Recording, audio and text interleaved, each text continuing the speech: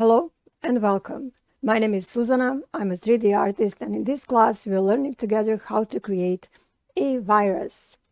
Whether you need that for your social media or some other projects, I will show you how to create a virus very quickly and how to render that as photo or as videos with transparent or solid background. What you get through this class is experience in using modifiers, applying modifiers, changing object cage, and many more things we're going through.